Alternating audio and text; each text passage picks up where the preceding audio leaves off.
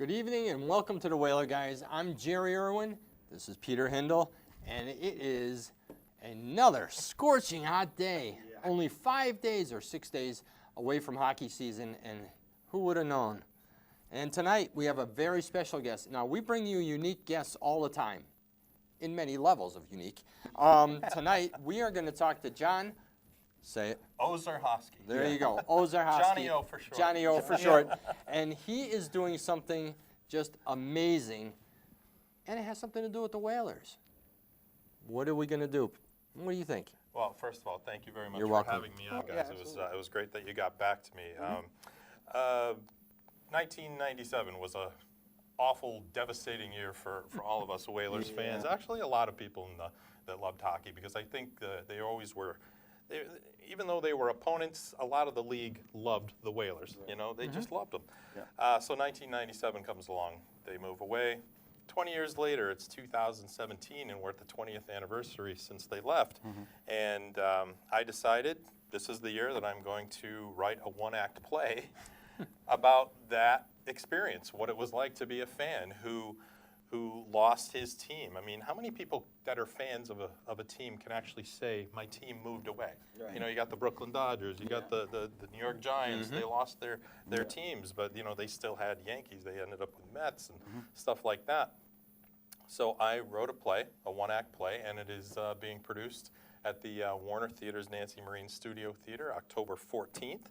And we would love people to come out and see it. It's just a one-act play. It's going to be about 25 minutes long, and it's funny. I think it's funny. I was very fortunate. It was one out of 9 plays selected out of 200 submissions. Oh, that's awesome. Yeah, that's It awesome. was a nice feather in my cap for them to choose it, because this is my first time writing. Right. So I took a subject that was near and dear to my heart and went with it. Yeah. That's awesome. So it's a 21-page script, and there's 3 actors, right? You said there's 3 There are actors? 3 actors. And It's 2 buddies. Yeah.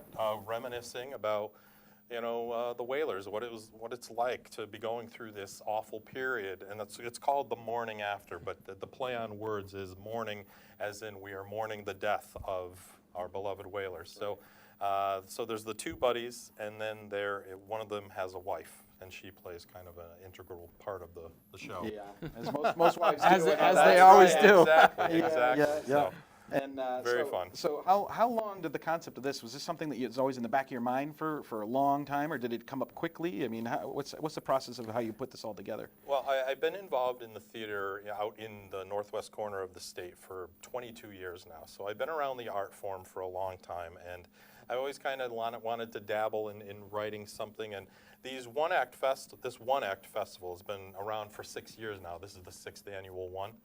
And you can learn more about this at warnertheater.org. But I just decided, you know, that this story was in my head about, you know, what it was like to go through the period of losing my team. I think you were saying, Jerry, before we went on, that, you know, there's those stages of grief. You know, you go through the sadness, you go into anger, you go into acceptance, Denial. You laugh about it eventually. My show is mostly about, you know, it takes a funnier side to it, but, you know, I play. A lot of myself is in all 3 of these characters. Yeah. There's the guy that's so devastated, there's the one that's trying to make sense out of it, and then there's the wife that brings everything around, you know, comes full circle and kind of... Which, again, usually happens. Exactly. Yeah, So I thought of it. It had been in my mind. I put it together in probably a couple days. It was the editing process that took the longest part. It was just, you know, fine-tuning it, making it interesting, you know, for even people that aren't hockey fans. Sure. Right. You know? But, you know, I don't think, it sounds like, as you described the play to us, that's going to be the fun part of it for a non-hockey fan. Right. Is the emotions that we all felt, you know, that tragic day of 1997. I mean, I sat in my car driving home from work, and half of me was listening to Chuck Caton on the radio, and then you kept on saying to yourself, is this really happening? Yeah. They told you many months in advance that it was going to happen, but that particular day, still to this day, I can remember where in the parking lot I was driving out in my little yellow Subaru, Yeah. listening to Chuck Caton and just losing it and saying, I can't believe this is happening. Yeah. So when you put the emotion behind it and really the mourning of losing our team, which, you know, as we've discussed many times, put Hartford on the national model. As little old Hartford has a team, yeah, they were the forever 500s, but they were ours. Yeah.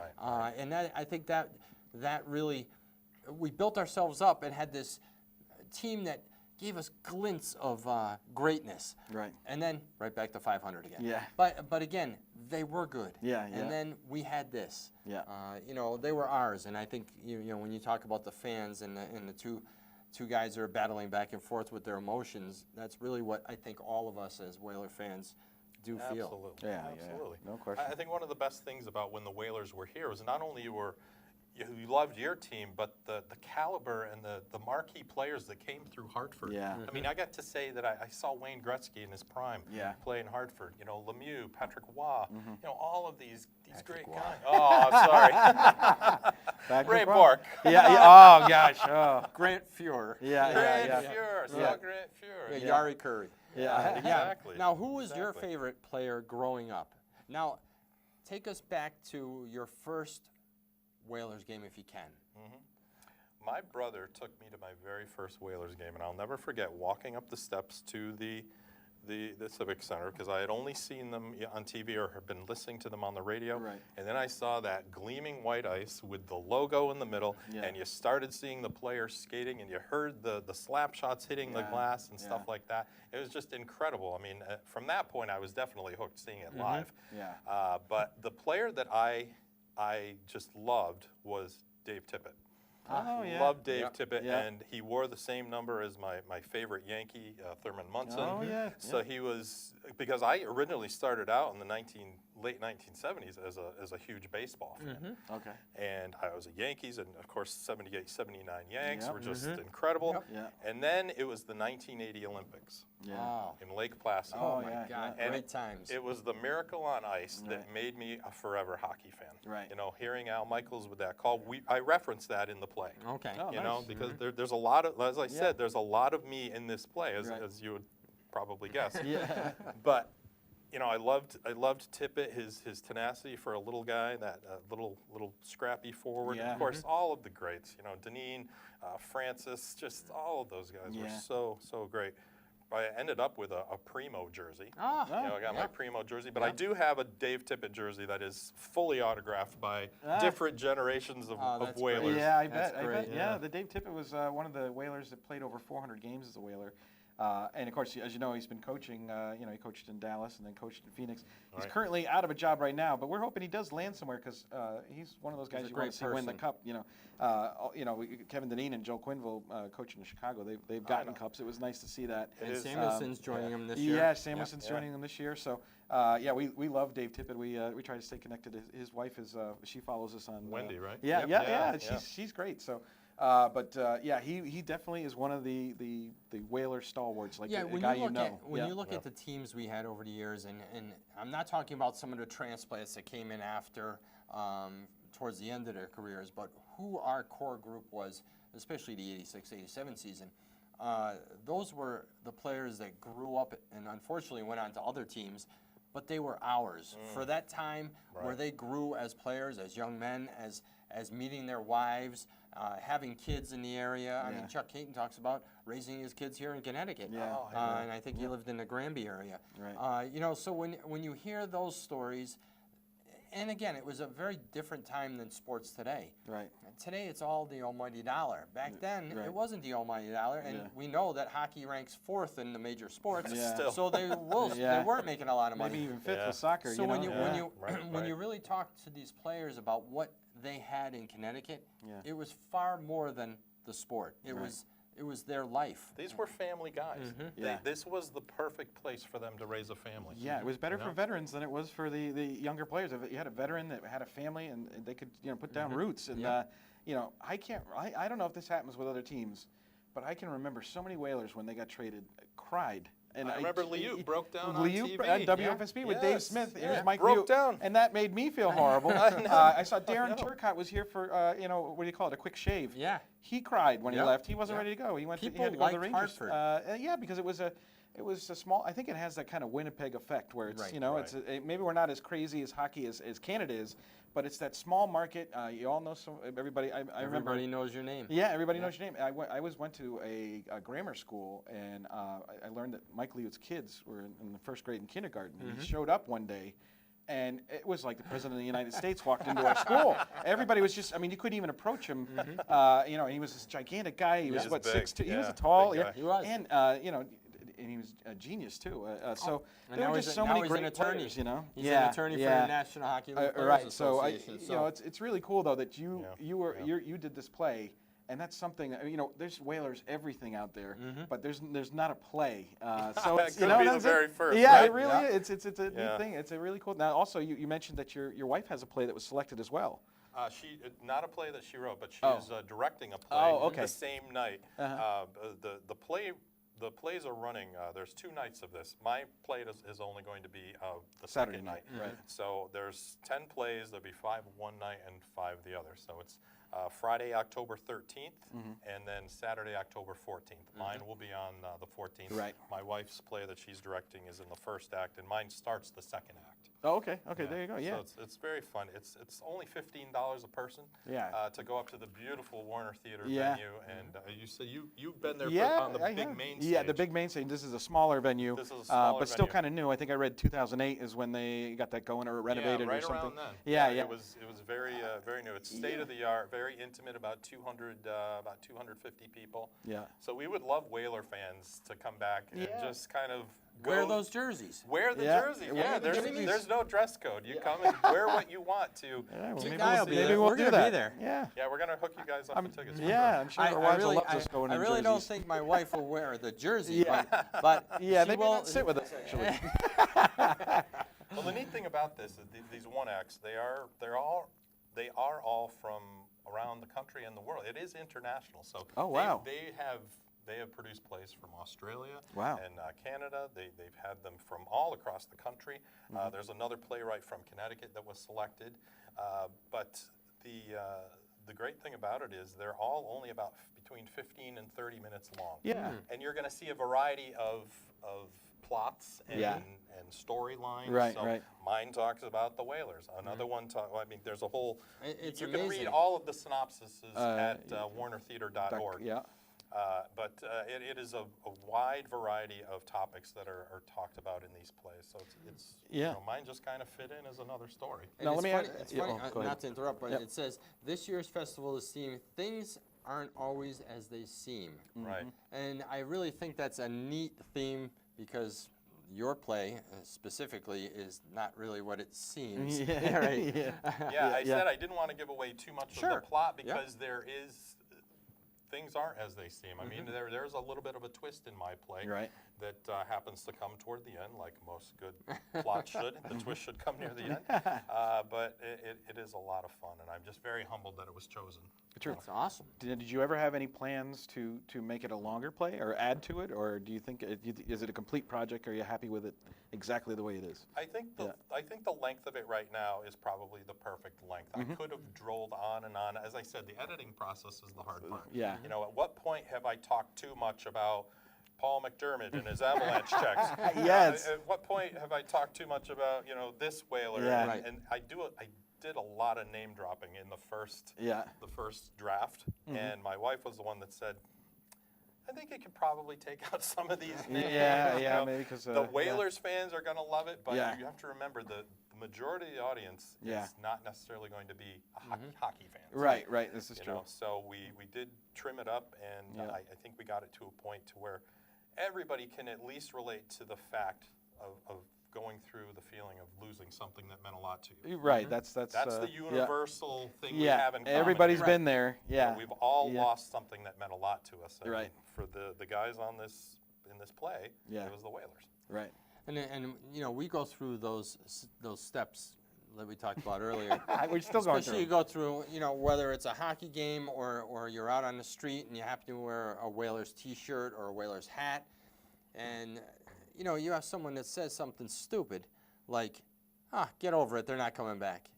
Well, two things come to mind. Yeah. You want to prove them wrong, Yeah. or you want to smash them. Yeah. Right, one you can't say on the air. Yeah, right. And the other you probably can't do Yeah. because bad things will happen. And you just But- don't say that to us when we're in stage 3 anger. Yeah, you know? right. Yeah, right. You better get me at the depression stage, yeah. damn it.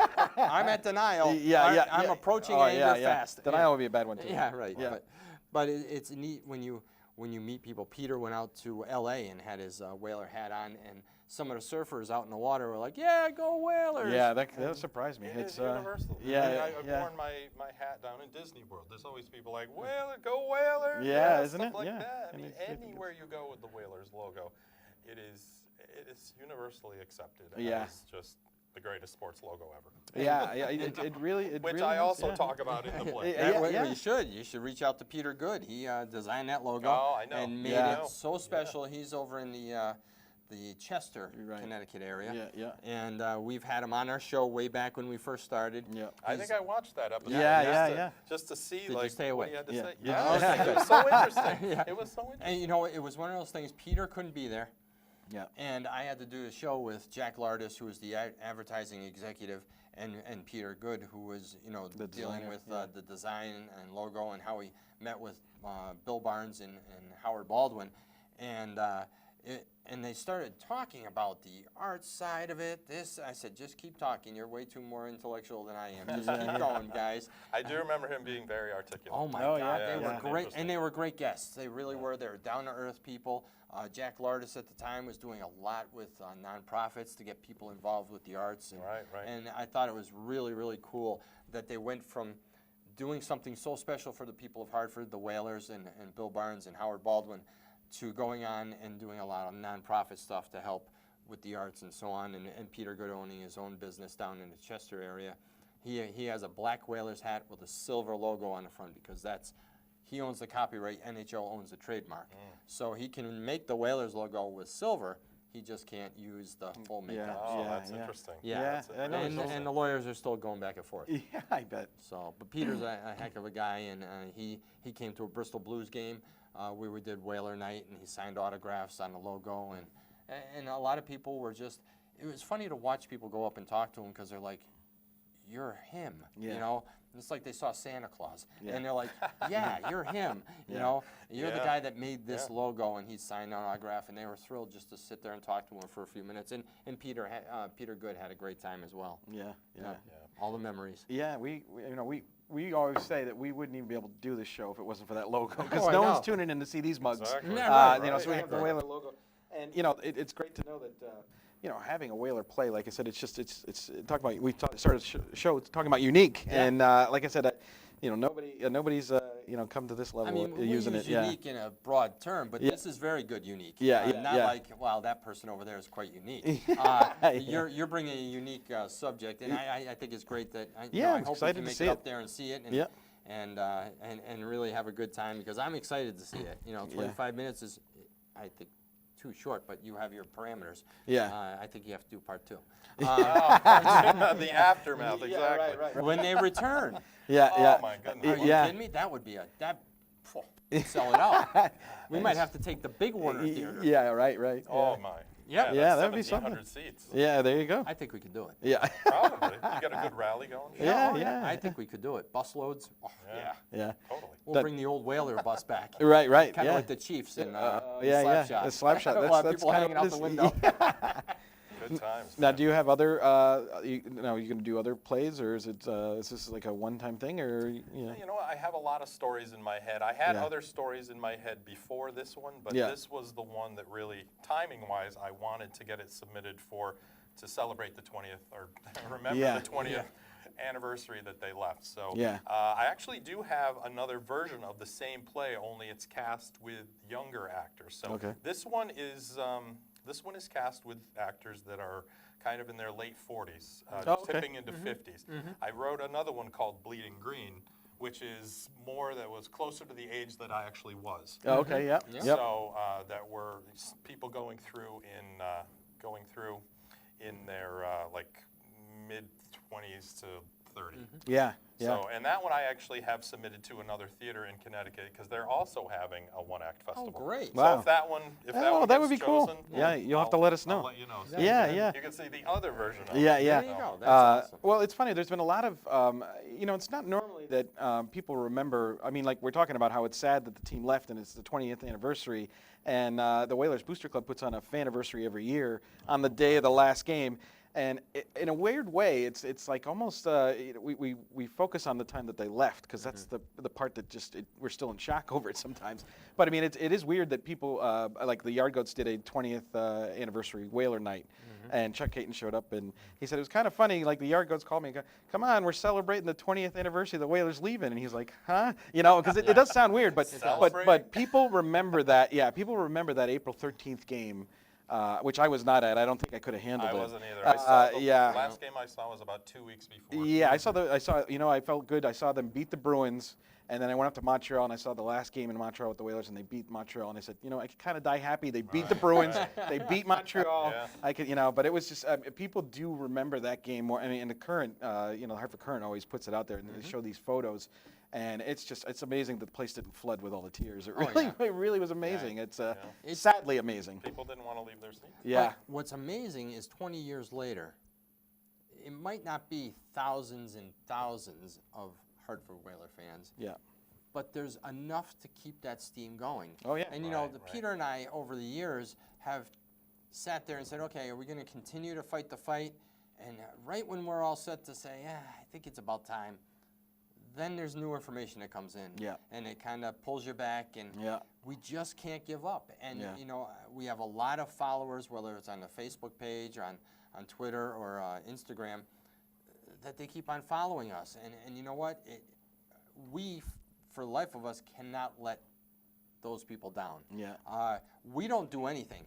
All the followers that happen to watch the show, or they're sitting there following us on social media, those are the people that count, because they're the ones still beating a drum like we're trying to beat the drum, and we're just one good group trying to get this team back. And Hartford has done so much to revitalize with the apartments, with UConn coming, with the Yard Goats, whether people like it or not, they can take a hike. Yeah. And now get the XL Center done, and then that's the last piece of the puzzle. Yeah. And then you get the hockey club back, the NHL hockey club. Right now, we have good hockey with the Wolfpack. You have UConn, but we still have to make it that national model again. Yeah. And without the XL Center, we've talked to people in the last 2 weeks about the budget and everything. We have to get it done, or else Hartford's going to sink. Yeah, even worse. I'm not going to say it's going to fail, but it's going to go down another level. Yeah, and UConn's been great. Like, I mean, to show you how much the Whaler thing is still around. They play Brass Bonanza when they score, and they actually they said this is what we want to do. It was UConn's decision to do that, and it's great. I wish the Wolfpack would do it, but they like to keep to the Rangers more than Sure. But it just goes to show you that there's still a market out there. So I tell everyone to get out there and see this play on October 14th. Yes. Absolutely. And if you have any other questions about it, you can go to warnertheater.org, and of course, make sure you see Johnny O. He also has a radio program. That's right. I do. And you are on Backstage with Johnny O. Is that the name of it, right? Backstage with Johnny O. And it's on 97.3 WZBG. And they're based out of where? Beautiful Litchfield. Litchfield County. Right, yeah. So take a listen, and Johnny O will keep you up to date on everything going on. And again, if you have any questions, check warnertheater.org, and you can also email Peter at phindle19@gmail.com, or myself, jewhaler13@gmail.com, and we'll be happy to answer any of the questions you have. If you have any other show interests you have, we'll do our best. We'll knock on some doors. We will not kidnap anyone and put them on here. You're here of your own free will, right? Okay. There's no gun. And also remember, we're going to put this information, if you're interested about this, we'll put more information out on our social media pages, so follow that to, if you want to look at the times, or we'll put out the, what would you call this, a bulletin, a press release? This is a press release right. from the Warner Theater. So, stay tuned, and remember, October 14th is the date.